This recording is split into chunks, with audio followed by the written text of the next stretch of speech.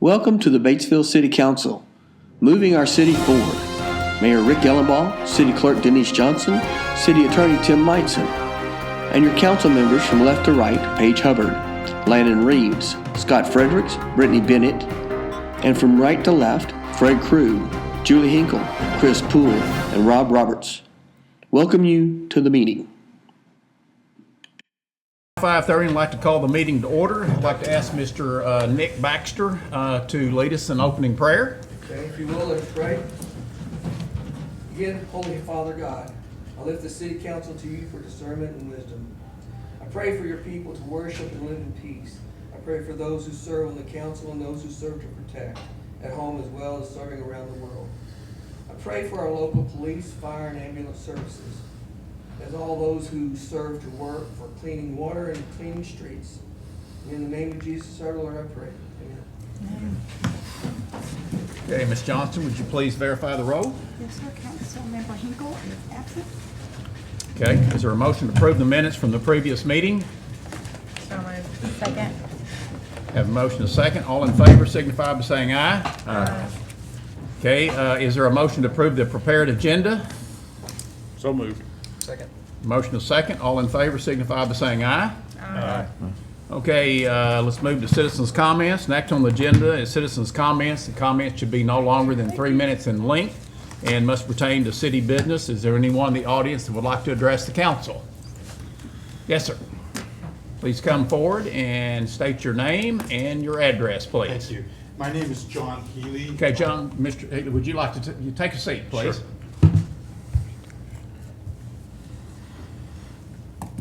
My name is John Healy. I live at 1665 Moss Street in Batesville with my wife Martha.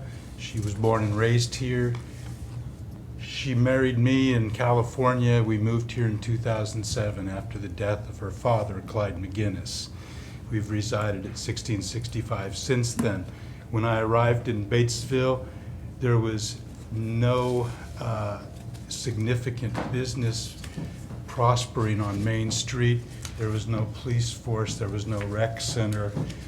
There was a lot of good, but in my time here, I've learned to love this city, and I've had some interaction with many from the city yard with some yard work and flooding that I had in my backyard. I'm here this evening to express my appreciation to you, Mayor, and to the City Council, and to all committee members that might spin off from your session.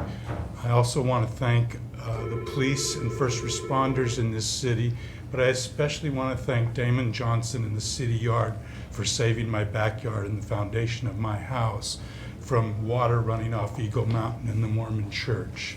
That meant everything to me, and I just wanted to come and let you know that I really believe in the vision that this city council has put forward. I can look at Main Street now. We have a rec center, we have a police force. It's a great community, and we don't have children, but I would not hesitate to raise some here if I was younger. But I just wanted to say from in my heart, what's in my heart. It's with deep gratitude and appreciation that I come to you today. I know that you've listened to some pretty animosity, a lot of animosity in the past about certain events that occur in this town at certain times of year. But I want you to know that I'm in your court and I'm in your back pocket. If there's anything I can do to be of service to this council, many of you know how to reach me, and thank you for your time. I appreciate you.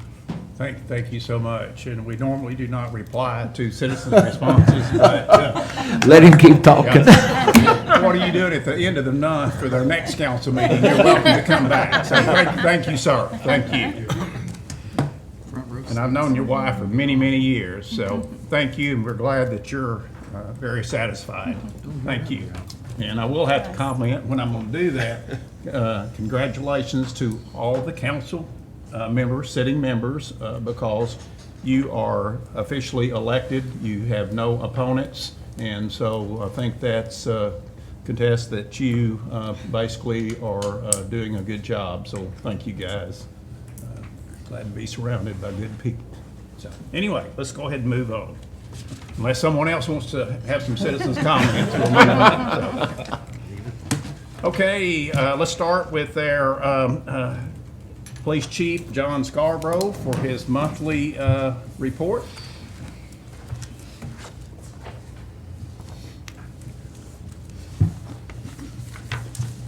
This is the first time I pulled that chair back and actually come. Yeah. So this month, I mean, the same report you get every month. I put it all on paper because I usually forget to say what I need to tell you guys. We was down a few calls this month for service, not too bad. Accidents were a little lower, arrests were about the same, and incident reports was a little less. We've got some signs on the building, and we've been working on some inside improvements, got some furniture, trying to make it work, doesn't look so industrial inside there, painted a few walls, but other than that, I don't really have anything, unless you guys got questions for me. When these calls for service, are these people that dial 911 or any in general? There, any call we get when they call to speak to an officer or us go to a call, 911, unlock, anything we're called for. Okay. It's just basically an overview of all of them. And then I did add some of the, per Councilman Roberts' request, I have added all the data collectors' info. It should be in the back. I think it's under the last thing you guys have, because I forgot to add them to my part, but I brought them in later, so they're in there somewhere. Okay. I did have a quick question about that. Yes, sir. On those reports, it talks about excessive speed being 55 miles an hour, which in some cases that's 30 miles an hour over the posted limit. Yeah, we can change the parameters on that, and I'm not sure if do you know if he's changing them every time? I don't know if it's changing every time, but you can set that at 10 miles an hour over the posted limit or whatever, maybe 5 miles, 10 miles, whatever. I just don't know if the person that's reporting that for that report is actually changing that. Yeah. Captain Fryer was doing it, and now Sergeant Leonard's trying to do it, and I don't know if he knows all the tricks yet, so I can't answer that. Maybe 30 is a little excessive. Yeah, Maybe 100%. 15 or 20. Yeah, right.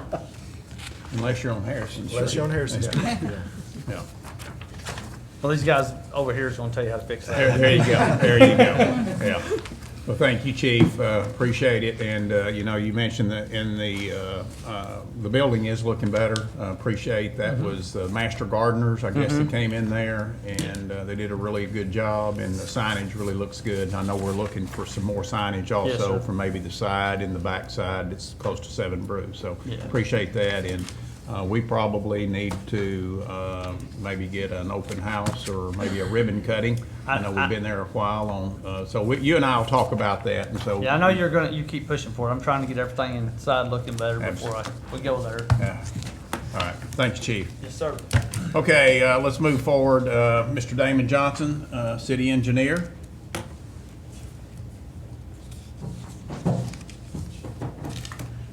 How much you pay him, David? Yeah.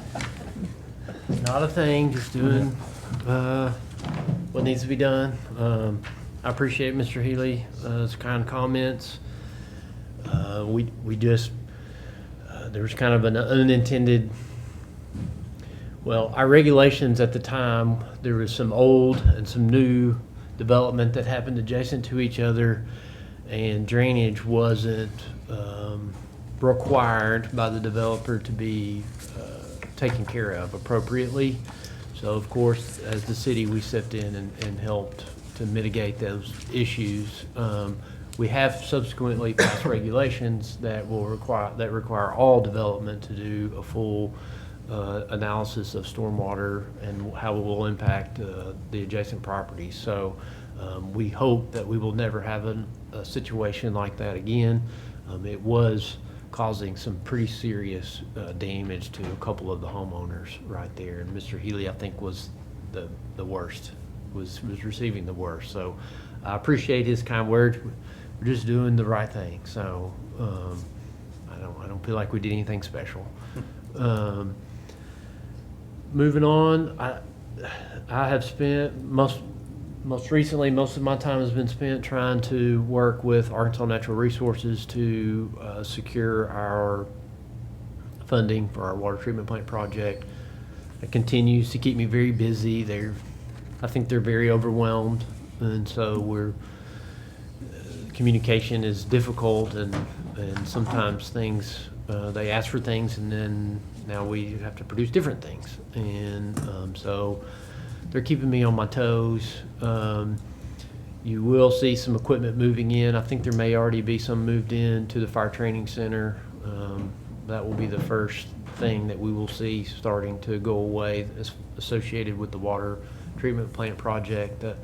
Our contractor that's going to do that is going to use that area for laydown and storage during part of the project. So we're removing the fire training center as part of that project. Eventually, the water treatment plant project will move out, and it will then become part of the parks project.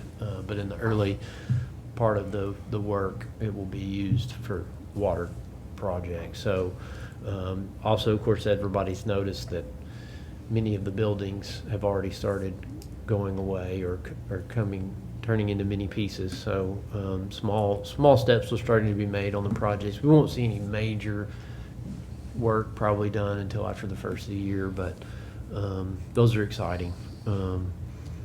Our other departments are all working very well. Our two treatment plants, no major issues to report there.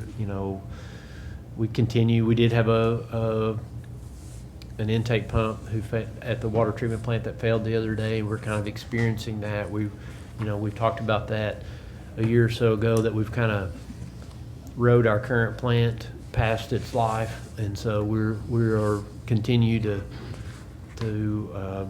just fight through the kind of issues and continue to make the repairs that we need to keep it functional until we can get the new plant online, which is still several years out. Of course, our wastewater plant runs great. No complaints there. We're getting ready to do a kind of the last project that's associated with our sewer work that we started a decade or more ago. We have a sewer rehab project that we are nearing the actual start of work on that, and that's going to be scattered all over town. There will be like short segments of line replacement, manhole replacement, and once that work is complete, we can kind of do a analysis of our sewer collection system, submit that to ADQ, and hopefully they will release us from our consent administrative order that they issued about 5 minutes after Rick and I got started, and then we had to deal with that. So that we've spent a long time, and that's still, there's probably about 18 months of work in that project, and then the analysis will take about 18 months. So we're still about 3 years away from hitting the ADQ up to be released from the consent order, but we feel like we're on track. We've made significant improvements to the system. As you all know, we've spent, I should have done the math, somewhere between $80 and $100 million in our sewer collection and treatment system over the last 10 years. So we will continue to make improvements, probably not at that pace, but we will continue to do small projects and make improvements to the system over the years. Anyway, we're looking for the big pothole on the west side. If you got any indication on, like, I'll go by and check this. do you know what street it's on? I don't know. Okay. I don't remember what street it was. Okay. They've been out patching potholes today, so it's possible they may have come across it, and it may have already been on their list. I don't know without a specific location, but anyway, that's pretty much all I have. Do y'all have any questions for me? Anything you want to discuss? Okay, Any thank other you. questions, council? Everybody good? Okay, thank you. Thank you. All right, Fire Chief, Mr. Mark McCullum.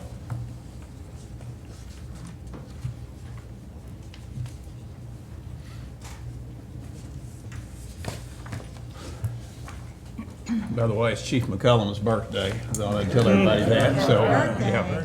29. Yeah. Great way to spend the day. That's it. Okay, last month, we had 52 total calls.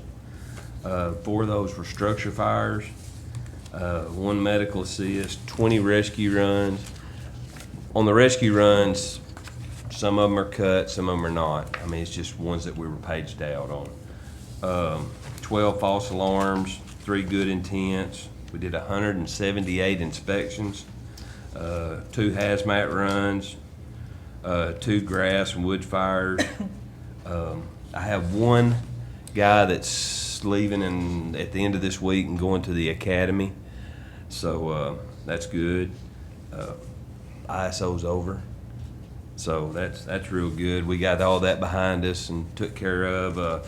Me and David Justice from the water department, they had a meeting on it in Searcy. He had a class to kind of help us for the next round, to teach us some of the little tricks that we can do to get extra points. So we on training hours, we had 215 hours of training. Our ladder truck, we took it in for tires on the front end, and we're starting to use the city yard now. And Jamie tore it apart, took the front end apart, and the brakes were just, so we, I think he's about got all the front end put together. He took the back end apart, and he said it's worse than the front end was. So now we're working on it. So it's gonna be in good shape when we get it back though. And with the city yard working on it, it's really, I think, gonna save us a lot of money, getting them to work on it instead of taking it to the shop. And Jamie, I don't know if they've told you or not, Jamie got his certification on the EVT stuff, so that's good. He can actually work on our stuff, and it's, you know, it's certified and all that. We've done several plan reviews, C of O's, new businesses coming in. I talked to Chad, and he said that there's more, just like the other gentleman was talking about, there's more businesses and stuff coming in. Chad said he don't ever remember it being this busy, new stuff coming in. So we're very, very busy doing all that. But I guess that's about it. Y'all got any, if you have any questions? I saw the tire situation. I accidentally stopped by a meeting on Monday, and I'm glad they got them fixed. It was Yeah. real bad. Yeah, there was steel coming through on Yeah. 2 of them, on the front 2. But I want to commend Chief, because when I went to the meeting on Monday, I didn't stay for the meeting. I just went to visit, and there is a wide age range of gentlemen working for our fire department now, from young guys to the older guys, and it's just a healthy range of individuals, and I'd like to commend them for recruiting those young guys, because it was a good group of guys that were in there, and they were all training and working on plans. It was pretty neat to see. Yeah, we do. Back in the old days, when I say the old days, 5 or 6 years ago, and I was part of that bunch. You're only 29. Exactly. Yeah. We really didn't. There was nothing pushing us to train. These new guys have come in, and really, that's all they want to do. I mean, they come in after inspections in the afternoons, and they'll get the tower truck out, or the ladder truck, or they'll throw ladders on the building and do ladder drills, and I mean, I can't say enough about them. They're all about the training, and what happens when you train like they do is it cuts down on the injuries.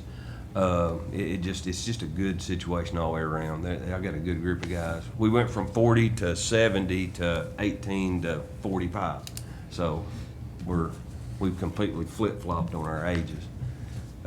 Good guys, real good guys. How many full-time firefighters are there? 4 per shift, 12 total, 13 counting me. Okay. There was probably 50 of them there the other night. Yeah, we have volunteers. We're what we call a combination department. So our volunteers help us a bunch too. Also. How many volunteers do you think? We staff 18. We're down, I think, 2 right now. We've had some move out of the area and stuff, and I think we're down 2.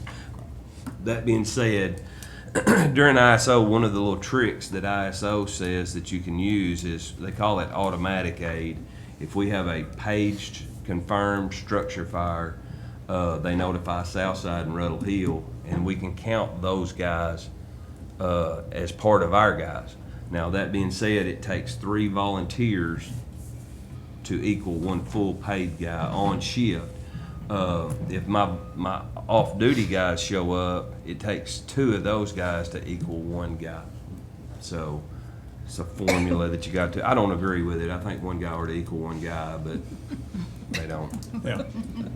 Chief, I do have a question. I know we're going through ISO. I did receive an email this week, and I think it CC'd myself and Tim Conyers. So I think they are wanting to come here in September. You may check with Chad and make sure, so we can coordinate, make sure all that's. Oh, okay. I think they're wanting to come sometime in September. ISO? I believe it was the ISO asking for some information. Okay. I'll check on that email again just to make sure. I just sitting here and just thought of it. And if I don't think of it and say it right now, then I'll forget I it. know I'll it's forget me. to call you in the morning. I do want to say one thing, and I didn't say it at the department head meeting, and the water department and the other city departments that had to throw in on this ISO thing. There was stacks of paperwork that we all had to come up with, all kinds of stuff that I don't understand, that David and Michael McDaniel and them that come up with on this paperwork, that if we do good on it, it's because of them as much or more than anybody else. Our part, we just kind of keep it going all the time, but they was kind of hit with it like a tornado, and they tackled it like it was easy. Yeah. They did good. Appreciate you, Chief. Thank you. Thank y'all. Okay, next on the agenda is a new water service at 84 Mitchell Road. Mr. Nick Baxter, do you want to give us some information on that? Yes, I should have a letter in the packet. Mr. Jeffrey Stevenson, I think it's Eddie Vicky Stevenson as well. They are requesting another meter at 84 Mitchell Road, and that's outside the city limits, of course. Anytime we receive a request for a meter outside the city limits, we have to bring it to the council and just get it approved. And they did sign a letter of intent that if that area ever gets to where it can be annexed, they would be willing to, or contiguous to, they would be willing to petition for annexation. I don't think we got that, Nick, just FYI. I'm sorry, No, that's okay. but that's, it's 84 Mitchell Road. Mitchell Road seems to be a little thriving community right now, and a growing area, so it's just right outside the city limits, and I guess that, and it's a really pretty little area over there, I don't know. So I'll bring this to you as the city council to request permission for this to proceed and process for a meter for them. Motion that we approve the meter on 84 Mitchell Road for Second. Stevenson. Have a motion and a second. Any further discussion? If not, all in favor signify by saying aye. Aye. Opposed, like sign. Okay, I'm also going to work tech here for just a second because the next group coming up is going to need to use the presentation. So, and when I do set them up, it's going to take Denise's off, and then we'll have to, when we finish, I'll have to bring it back up. Okay, sounds good. Sounds good. Coming up, gentlemen. Jeff, do you want to give us kind of an introduction to this? I know we haven't rehearsed this or anything, just to kind of introduce you. I apologize for not getting out and shaking you guys' hands, so, but glad you're here. And Jeff, you want to kind of give us, I know we've been working with this for a while. Quick background on it. This, Yeah. Ms. Amanda Roberts and I worked together to apply for a grant through the Federal Highway Administration last year. We're granted $300,000 to do a traffic safety study for the city of Batesville. Through interviews and stuff, we hired Kenley Horn to help us perform this task, and I can tell you the information that they're probably going to give you tonight is abbreviated from the thick stack of papers that they have given us. We are moving forward with this study and will result with ideas for implementation to protect vehicular transportation, commercial vehicle and pedestrian, and ways to make traffic flow cleaner, safer through the city of Batesville. This is the gateway into an implementation grant from the Federal Highway Administration up to $30 million. So this was the first step in a process. We currently have another grant application in right now for demonstration and further analysis, further study. We should find out sometime late August, early September. That included some technology stuff and some crosswalks, incorporating some things into our traffic signals, such as pedestrian detection, preemption for emergency vehicles, things of that nature. Hopefully we'll get to come back in sometime in September and give you all what all that's going to include and when that's going to take place. Once again, I think they have done a fantastic job on the stuff that they've done so far. We had a meeting earlier today and we went over a bunch of information. You're going to get a short synopsis of what's happening and where it's going from here. If we can get the tech to work. Yes, and it worked earlier, so that's did. why I was quite pleased earlier. Try it again.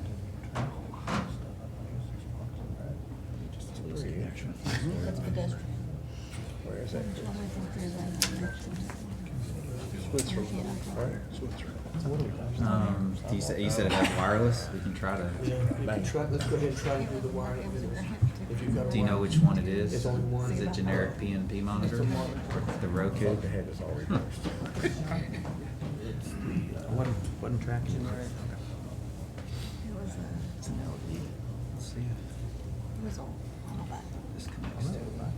I didn't know if it's a wall. Try that. I mean, is this one on the streets, roundabouts, and all that fun stuff? You gotta undo your share probably. Let's try that.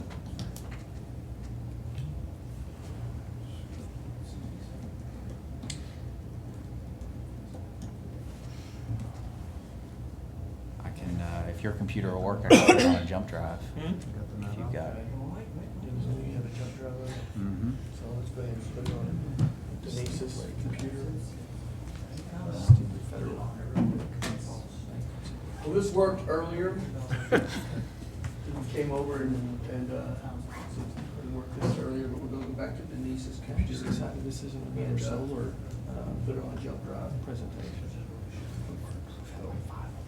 Do you understand all this, don't you? This could be exciting. It takes like 3 times to do it. Why do you want to jump? Read several. It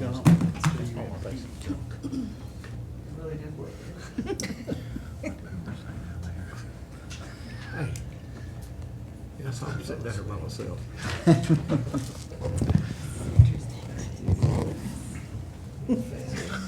He's gonna put it on.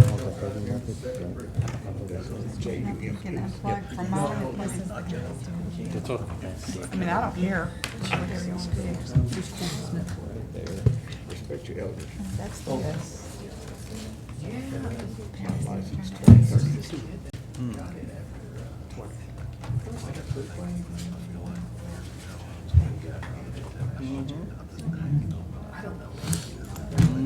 Well, that's still.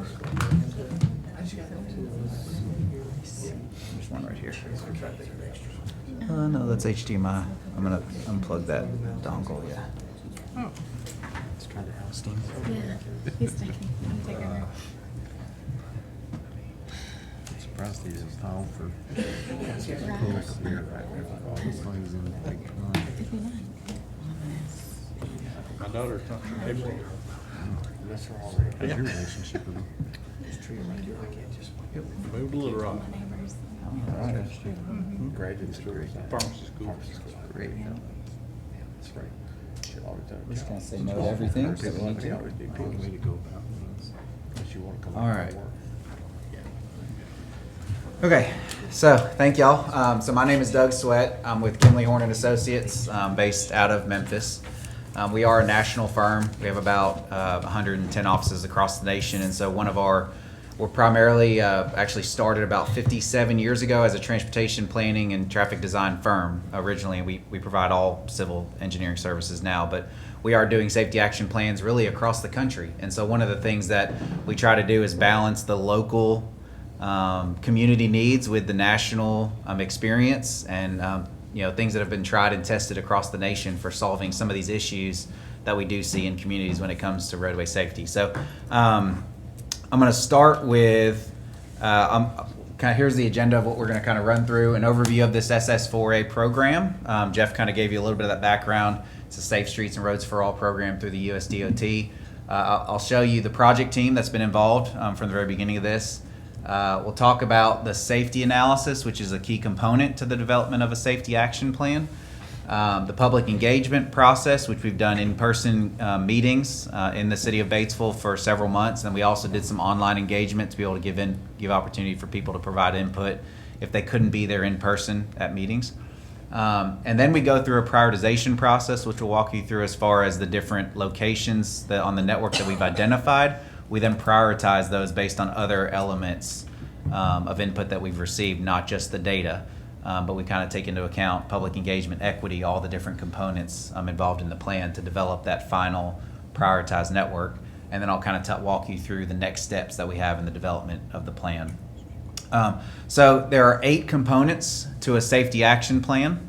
The first is the leadership commitment and goal setting. And so when we go to, in about 3 or 4 months, when we have this plan fully developed and ready to be adopted, we'll be coming back before the City Council asking for adoption of that plan. And as a part of that plan, there is a goal that we are required to set in accordance with USDOT standards in the Safe Streets and Roads for All program. And so I've got a slide next that'll show you what the goal is that we've coordinated with the project team for this program.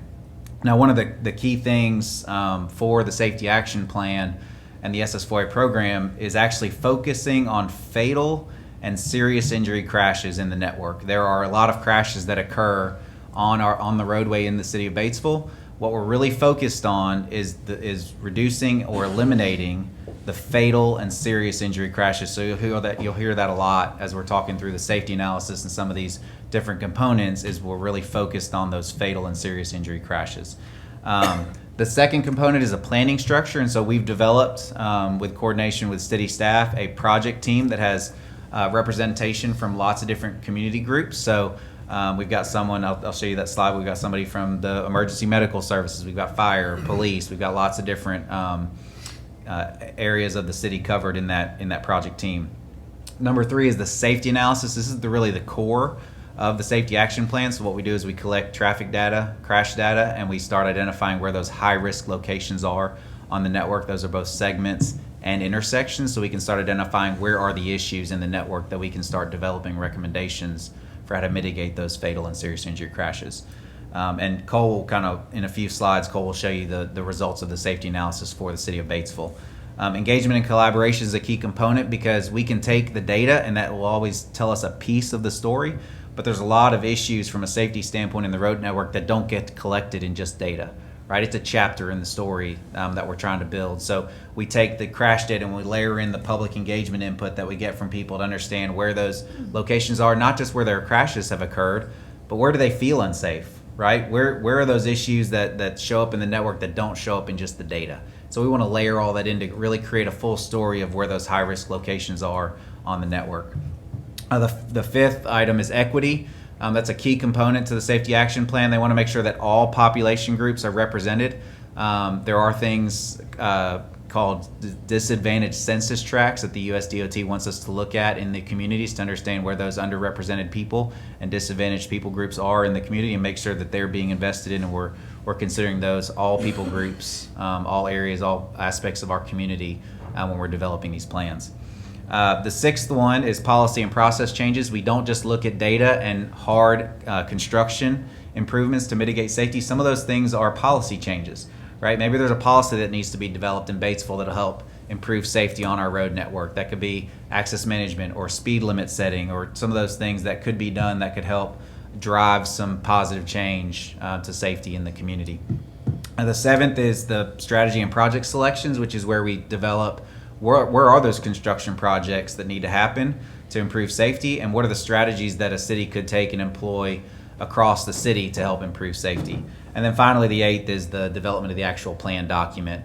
And there is a component of transparency that has to be required, and so we've got a project website that has everything out there. We've also got tables and maps developed to kind of help be transparent about all the information that's been collected, but also going forward with the development and implementation of the plan itself. Here's a slide of the project team, so you can see we've got several employees from the city of Batesville. Parks, Jeff Owens with Parks, Damon Johnson with Engineering, John Scarborough with Police, Mark McCollum with Fire, who you've heard from tonight. Our consultant team is myself and Cole from Kimley Horn. We have Dave Roberts with Craft and Toll helping us with our public engagement. I know he's done a good bit of work here in the city of Batesville area.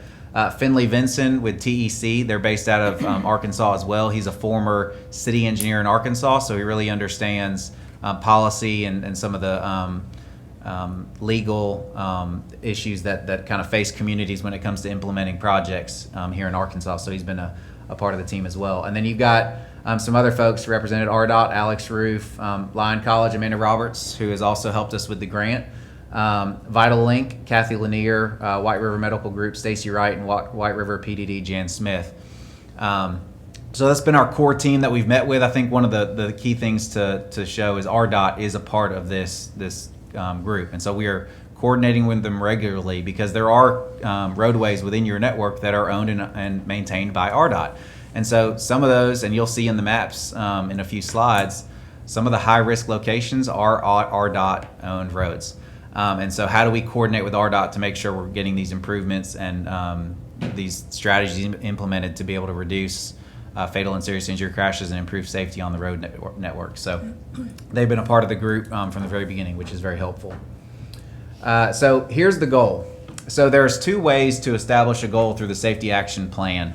The first is to identify an aggressive goal to reduce or essentially eliminate all fatal and serious injury crashes in the network. So that is going to zero. The other is a stage goal, have an aggressive reduction by a certain date, and then identify a date by which you want to get to zero. So if you look at the statistics for the city of Batesville, we pulled data from 2018 to 2022, that 5-year period. And over that 5-year period, there were 50 fatal and serious injury crashes in Batesville. So 10 per year. Okay, so when you think about what that means, if we're going to try to reduce, we've got to implement strategies or policies to try to mitigate 10 fatal or serious injury crashes over the next period of years. We did recently get RDOT data from 2023. It was available in June, so we pulled that to check that. And you know how many crashes there were in 2023? 10. So what you see in Batesville is a very flat trend of fatal and serious injury crashes, which is good, right? In a lot of communities, we see that trend climbing. But in Batesville, we see it being flat, but there's not any positive improvement to that. It's staying very flat with 10 fatal or serious injury crashes per year. So again, for the goal of this plan, what we've adopted or identified through coordination with the project team is a 50% reduction in fatal and serious injury crashes on the road network in Batesville by 2035. So that's a 10-year period to essentially implement strategies and projects to eliminate 5 fatal injury crashes happening on our network over the next 10 years. And so one of the reasons we picked 10 years is because it does take, for some of these construction projects, it would take a little while to get funding in place, planning, design, construction, all the way through to get it implemented. And so a 10-year horizon is a pretty realistic time frame to be able to get projects planned and implemented. And then our ultimate goal would be 0 fatal and serious injury crashes by 2045. So that's a 20-year horizon to implement strategies or projects to eliminate 10 fatal or serious injury crashes in the network. And so what that may mean is it may not mean that crash doesn't occur, but what we've done is improve the network, provided redundancy or some other kind of strategy or measure to lower the severity of that crash on our network, right? So I'll kind of give you a sneak peek. One of the corridors that we looked at was Main Street up by the railroad tracks. As it kind of runs to the north out of the city, and there were 3 crashes that occurred on that roadway over a 5-year period, and that doesn't seem like a lot, but 2 of those were fatal. So what happens is when a crash occurs on that street, on that road segment, it typically ends in a fatal crash. And one of the reasons is because it's got steep slopes, you got the bridge, you don't have some protection, edge protection on the road. And so what we look at is if you were to do some kind of improvement to that road, you could pretty much, the crash would not occur, but what would happen is the severity of that crash would lower on the list. And so that's just kind of a little bit of a... Looks like a disconnect. Yeah. Is there a battery die? No, it disconnected though. I don't know if battery died. I apologize for. Main Street by railroad tracks. Like before you get to the soccer field. Yeah, soccer field up on the Before you get north. to the soccer Oh, field. okay, okay. Yeah, I'm that thinking- segment. Okay, I got you, okay. Yeah, yeah. Is it ever unplugged? Why would the battery be dead? Probably 'cause it stays plugged in all day. It's just a spur, but once in a while. Like with that last one, kid got killed, one every truck. Like those tracks. It's fine. It can go up there. Tell you what, when that track goes on around and it crosses Highway 25, the same track, the same curve. One time, gosh, it's been 20 years ago now, it was late at night. And I was going down through there, just paying attention. And there wasn't a train. Technology's great. Shut it down. You bet. Trying to get in. Had you been drinking? Nope. Not that now. But that track, Why where not? the bucket truck was after about. I never unplugged it. Yep. Have you ever seen a train go past that track? I'm not sure. Where's that track train goes? Well, I think it's part of that same spur, but I don't know that they go out that far. Truck stopped, that fuel truck, Yeah. it stopped, but kids driving, weren't paying attention. Yep. They smacked that, hey, he smacked that thing hard. Yeah. You see pictures of it? It's terrible. I heard about it. It's terrible.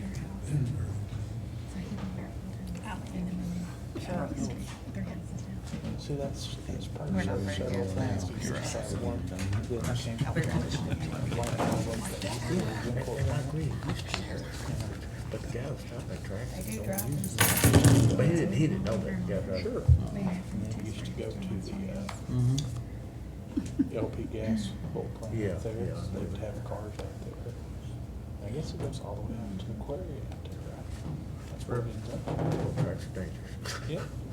Not tracks, but crossings.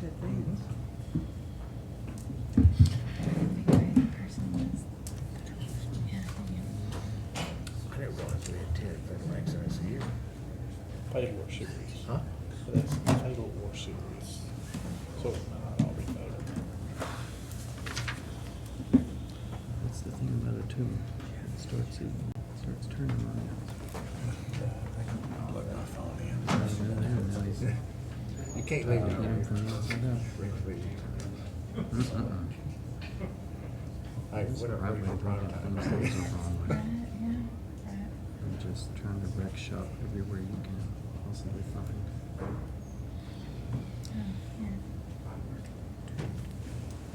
Is that him? We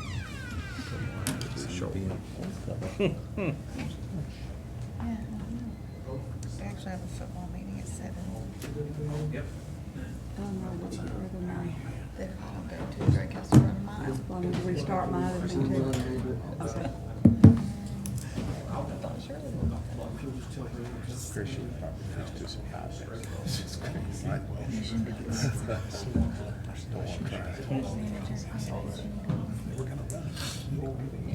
So I think that. So what do I push to forward for you? Just the arrow. The arrow, okay. Yeah. It's the right arrow. Take it to the next slide. All right. So, I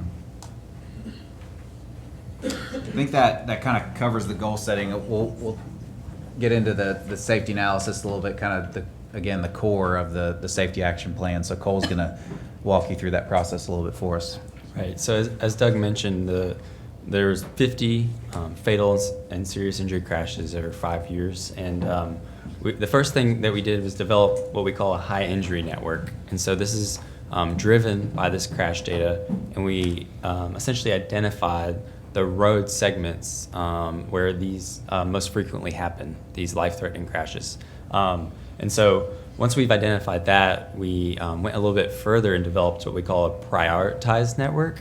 And so this accounts for a lot of the engagement and equity data and the things that we don't necessarily see in the crash data. And that will allow in the future, hopefully for the implementation funding dollars, to be most effective so we can target the areas that appear to be most dangerous on the roadway network. So if we could go to the next slide, we have a picture of this high injury network. It's a little bit zoomed out, but you can see a lot of St. Louis Street Harrison Street is highlighted.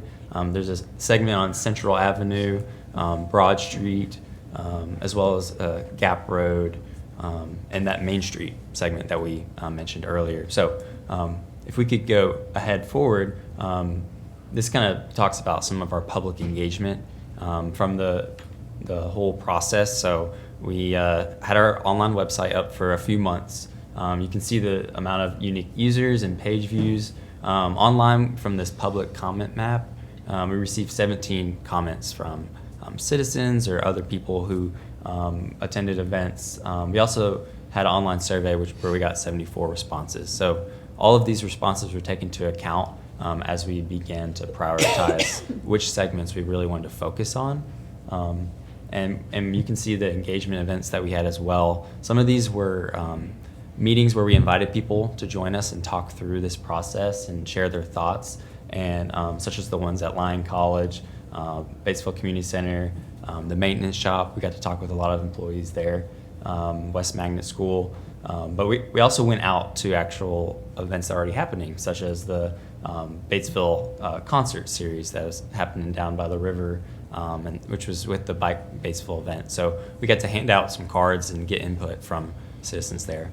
A couple of you were a part of our walk audits that we performed, and that was a way to kind of like experience what it's like to be a pedestrian on a roadway. So we walked along Harrison and Central Avenue to take some more data to take into our project as well. So we go to the next process from a high injury network to a prioritized network. And so, like I mentioned, we take other factors and start figuring out where are the priority segments, not just only from a fatal and serious injury crashes, but other elements as well. So what you see on the screen is our scoring criteria for each of our segments and intersections.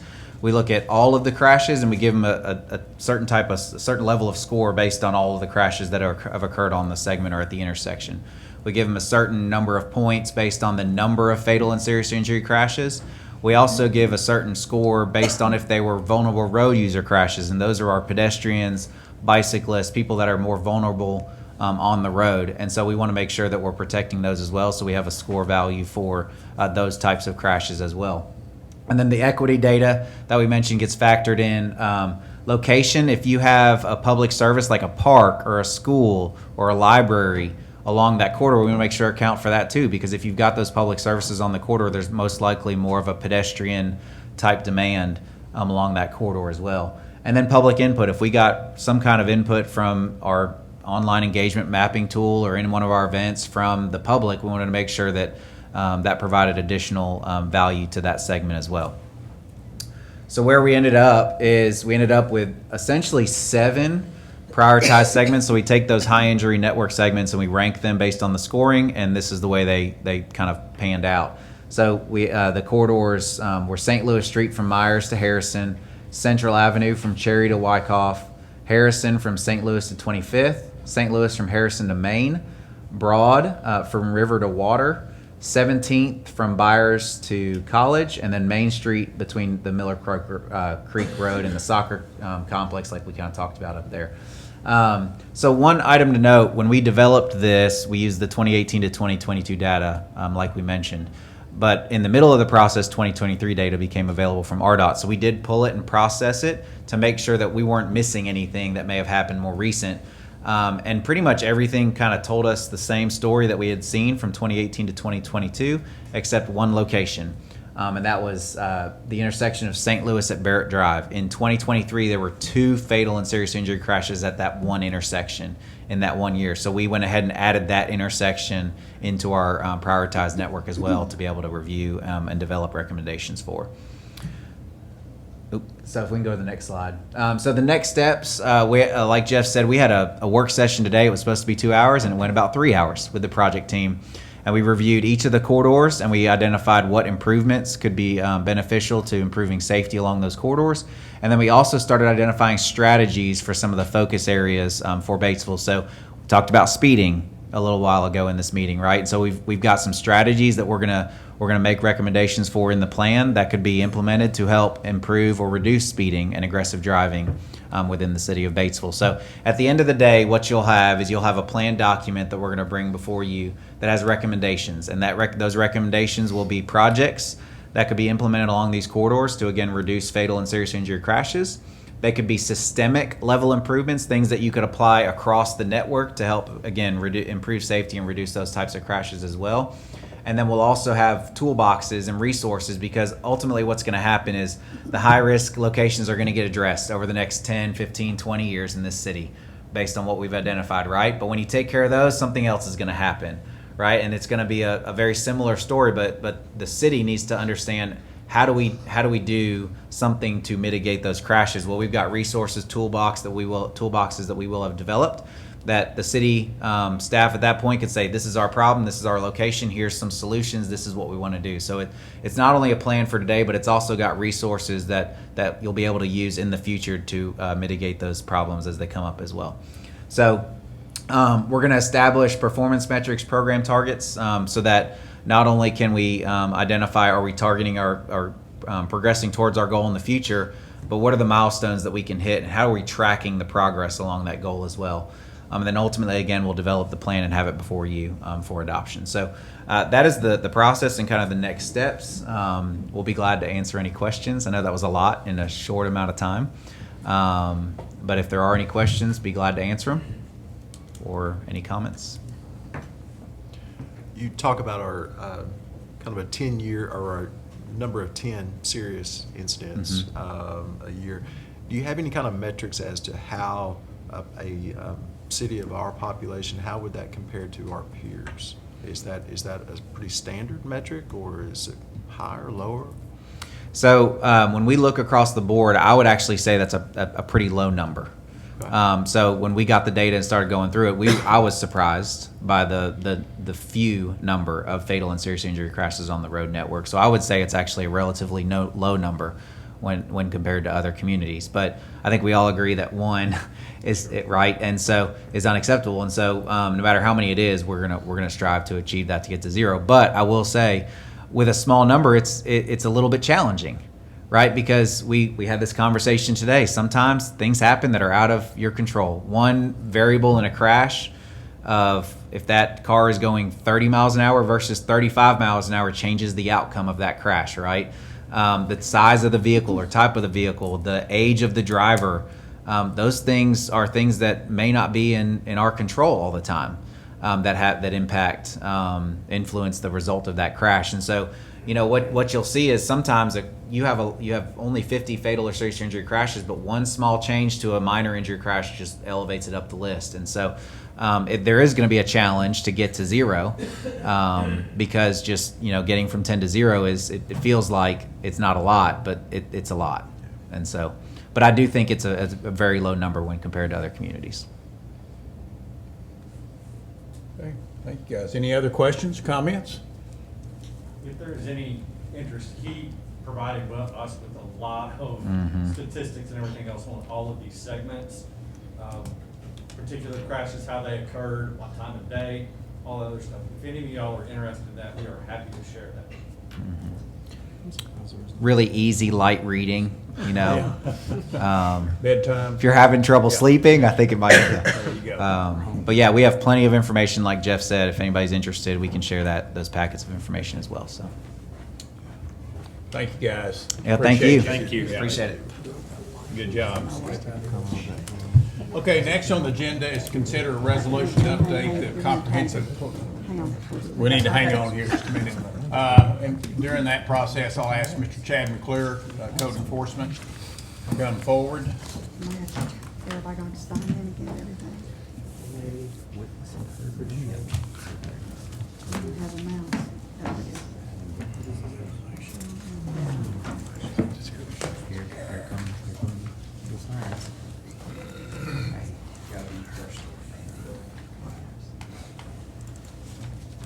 Okay, everybody's gonna have to Yeah, everyone, go ahead and sign back in. Hang on a second. Hang on. Okay. You'll get credit for 2 minutes. All right. Extra pay. That ain't how it works. Hey, Fred, did you do it? What? Okay. Uh-oh, they can't see it. What the hell? That's fine, we don't have to see it. How can I sign in?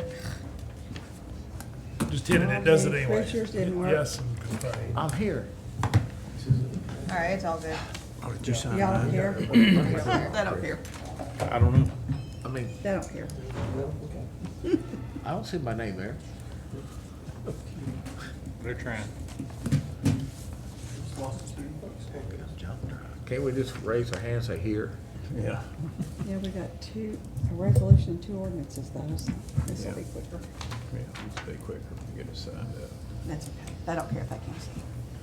We know we're here. Okay. Can you drag it across? Looks like it's set up as an extension of the desktop that it? rather than. Grab it and slide it Oh, well then I can't see it. I gotta be able to see it. There you go. Set it up, mirror the screen rather than extend the I desktop. saw it, we're here. Not gonna do that. Okay. Okay, so we're still good here, right? Yep. Right, so I can see the screen and Ms. Johnson can see. Yep, we're good. Okay, Chad, you want to kind of give us an overview of what this resolution is? Absolutely. We have 2 rezone requests to look at tonight. The applicants have turned in, one will require, has a resolution attached to it in both ordinances. I'm not sure which one is first. Is it Got the resolution. the resolution? Yeah, I've got the Okay. resolution first, so. This application is both of them are being recommended from the planning commission at a June public hearing. And this property is located at the northeast corner of 23rd and Byers Street. And it's a rezone request to turn C1 commercial to R2 residential. And the backstory on this is this location, there's an existing quadplex that's been there probably for 40 years. And then the new property owners purchased it and expressed concern that it was zoned commercial and not residential. The property directly behind it to the north is zoned R2, and there are 9 apartments planned to be built, constructed right there. And the planning commission said, well, it makes sense that this should remain in residential R2. The reason we have a resolution is the comprehensive plan showed that entire block is commercial. So in order for the zoning map to be consistent with the comprehensive plan, we're gonna have to change, the resolution is changing the commercial to residential. And then, of course, the ordinance then goes to the zoning map. The resolution is only for the comprehensive plan map change, if that makes any sense. Okay. All right, would someone like to introduce the resolution? I will. Is there a motion to read the resolution by title only? So moved. Second. And motion is second. Okay, please cast your votes, council. Chris, was that you seconded? You see it? Scott, yours didn't work, sorry. Okay, motion carries. Okay, Mr. Meissen, Yes, sir. Resolution revising the Batesville Comprehensive Plan. any further discussion? Not, is there a motion to adopt the resolution? So moved. Second. Have a motion is second. Please cast your votes, council. Motion carries. Okay, next on the agenda is consider an ordinance to amend the Batesville zoning district map, lots 13 and 14 in block 53 of Maxfield's third eastern addition located at 23rd and Byers Street. Would someone like to introduce the ordinance? Is there a motion to read the ordinance by title only? So moved. Second. Motion is second. Please cast your votes, council. Motion carries. Okay, Mr. Meissen, Sir, an ordinance to amend the Batesville zoning district maps and for other purposes. any discussion? Is there a motion to further suspend the rules and waive the second and third readings? So moved. Second. Motion is second. Please cast your votes, council.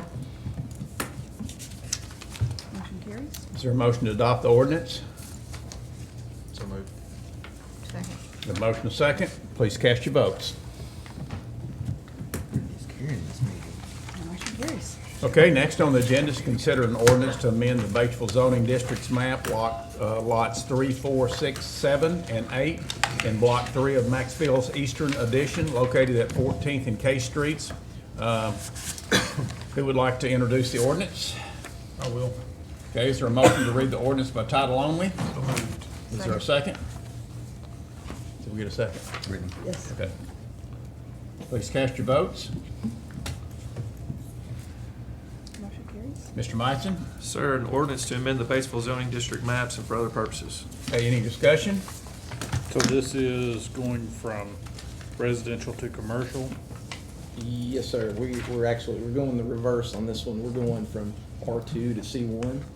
And initially, we had the applicant requested for the corner lot to be rezoned, and we looked at it, and the remaining lots, there would have been an island of R2, and it was the Sonic and Dairy Queen parking lots, and we reached out to both owners, and they said, absolutely, we'd love to go ahead and change that.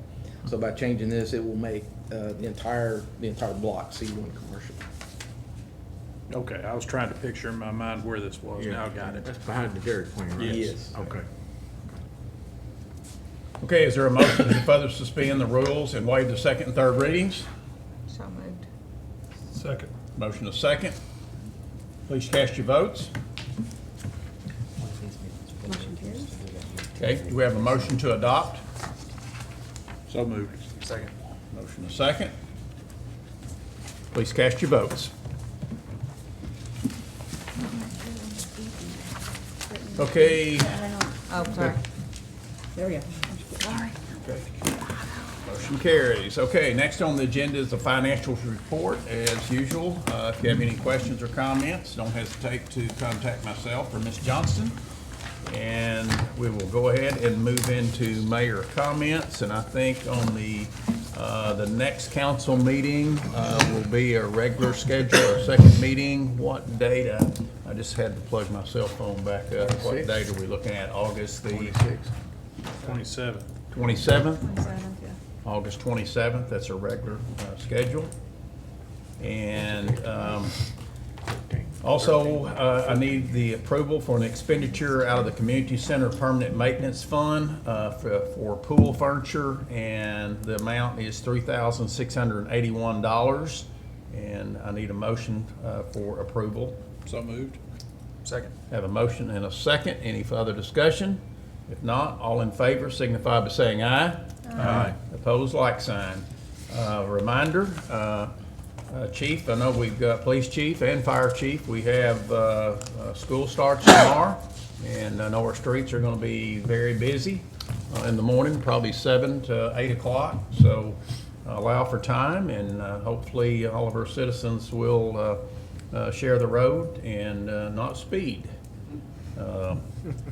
And also the shelter update. You know, we've closed on the property on Blossom Street. We are moving forward with that. The shelter, we've agreed up on pretty much a lease agreement, and we are trying to put all that together. And of course, we're doing some remodeling in there, and hopefully we'll be kicking it off. Mr. Billy Corder, he is kind of taking that task to help out with this, and we've had many meetings and getting several quotes, but we are moving forward with that. The sheltered workshop, the community school? Yeah, Okay. yes. Back in those days. That is correct. Also, our other, like Damon had mentioned, we've got construction we're moving forward. We are continuing to meet on that, and I'll continue to keep everyone updated as we move forward on our refinance for Parks and Recreation as well. And like you said, it's been extremely busy. We have kind of sort of been workforce challenged. We did find out some good news this morning in our staff meeting that we have made some hires, and so hopefully they show up. And I know the street department has been down a few employees. Johnny Abbott's crew sincerely apologize. He loves to keep that cemetery, and it's been challenging to get weed eaters because summertime as well, people have to get their vacations in. So he's been short-staffed. I think he's down 2.5 employees plus vacations, so he's doing the best he can. and wears a lot of hats for us. So hope everybody will be patient, and right around the corner, I know the leaves are going to start falling. So it's hard to imagine that right now, but don't we have a new truck?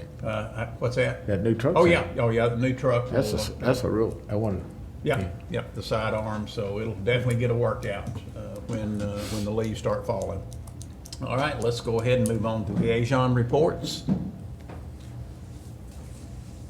We don't have any. Let's, Ms. Johnston, council comments. Ms. Bennett? None. Mr. Fredericks? None. Ms. Hubbard? I did have some citizens ask about the progress on Main Street and how that's going. Mr. Owens. Mr. Owens has been our guy on the. It is actually progressing ahead of schedule. The original date for completion, I think, was December 12th. But they are moving along quite well. They're scheduled for their next section of concrete pour Thursday or Friday this week. The rain today may have set them back a little, but no, it's moving along and progressing ahead of schedule, and we hope it stays that way. There's concern about the Christmas parade. Halloween. Well, plain and simple, when we had our meeting with our contractor, they were made very well aware of how big of a deal Halloween was on Main Street, that whether they were done or not, that they would make way and have it safe for participants for Halloween. Awesome. And also told them how big of the deal the Christmas parade was. And they're hoping to finish it prior to Halloween and have the street open and ready for everyone. Prior to Halloween? Prior to Halloween. That is their hope. So, at the rate they're going, if they're able to continue and we continue to get weather that's cooperating, have faith that they're going to meet that. Nice. No promises, but it's ambitious, but they're shooting. Okay. Thank you. You're welcome. Mr. Krug? Do what? No, I think. You're a no? I was thinking about that project. Mr. Poole? None. Mr. Reeves? None. Mr. Roberts? Just very quickly about the Main Street project, as a resident of Main Street, I can tell you that I just want to say thanks to Parks Director Owens for his work. He is out there every day with some of those curmudgeons like myself that want people to stay out of their yards, and it's just hard sometimes to swing trailers and all of that and keep that from happening. So all in all, there's been a few minor frustrations, but the project has gone very, very well, and I can tell you almost to the resident that everyone is going to be very excited when this is all done. So thanks to Jeff and his crew for all the hard work. Good on. That's That's it. Okay, there being no further business, is there a motion to adjourn? So moved. Second. Motion and second. All in favor, signify by saying aye. Aye. Thank you, guys. Everybody have a good. This concludes our meeting tonight. The mayor and city council thanks you for tuning into the meeting. Our air times are Monday at 7 p.m., Thursday at 6 p.m., Friday 11:30 a.m., and all other days 4 p.m. Again, our city council says thank you and good night.